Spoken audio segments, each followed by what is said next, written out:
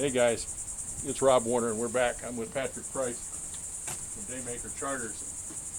We want to talk to you about the river and the green algae and the offshore fishing. I had a great meeting about a week ago now with Brian Mast, our local congressman, who is fighting this every inch of the way. He is not a state politician, he is local. He lives here, he lives on the water. He has had green algae in his canal behind him. He has a goal, which is not one more drop.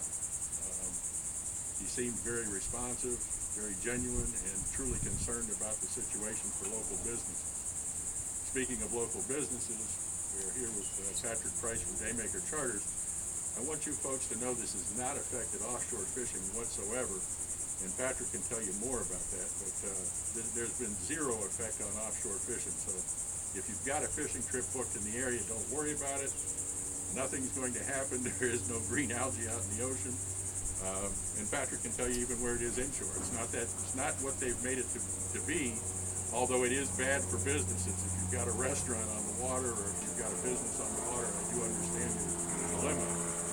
But as far as fishing goes, tell them what it's all about. Yeah, and certainly not downplaying that we do have a big problem. We've had a problem for a long time, and it's continued to be a problem with freshwater releases and runoff and stuff. And we have a blooming cycle that happens every year for probably 6 or 8 weeks. And right about this time of year. Sometimes it's really, really bad if we've got a rainy, heavy rainy season. Sometimes it's not so bad. But the reality of it is, we've still got great areas that we can fish both in the river and offshore.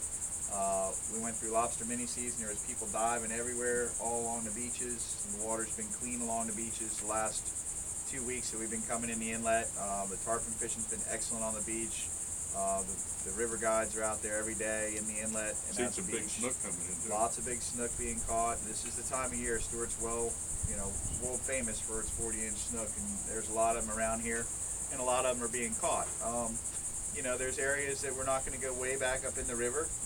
Certainly anybody that makes a living on the water that has any concerns is concerned about themselves as much as they are anybody that's on their boat. Right. And, you play where you can play. Right now our playing field is still pretty big.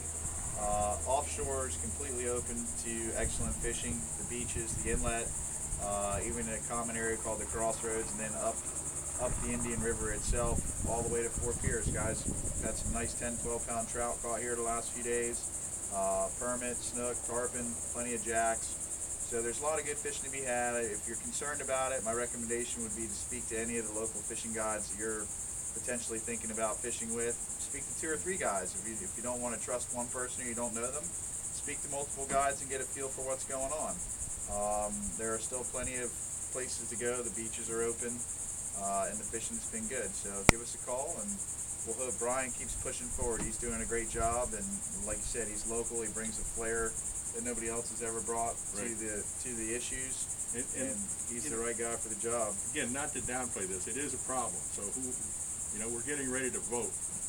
Make sure that you know who you're voting for. Make sure you know their stance on this issue, and vote accordingly.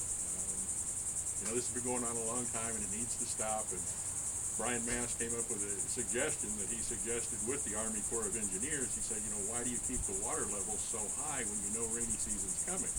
Which I think is a really logical question. He even asked because they said, well, we supply the water to Palm Beach County. And he said, well, at what point do you stop supplying water? Is it 12 feet, 10 feet, 9 feet?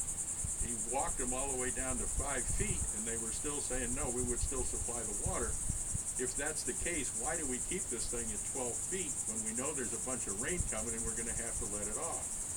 So, he had some short-term solutions, which is what we really need, because whatever projects are going to take place are going to take years to accomplish. There needs to be some short-term ways of dealing with this as well. So make sure you know who you're voting for. Make sure you know their stance on this issue. Again, the fishing's great offshore. Patrick just told you there's lots of inshore places to fish. It hasn't affected the fishing. It does affect businesses, and it does affect our community. So make sure you know, and make sure you go fishing. That about cover it? That's it. We get it? Just the logical part of politics didn't make sense.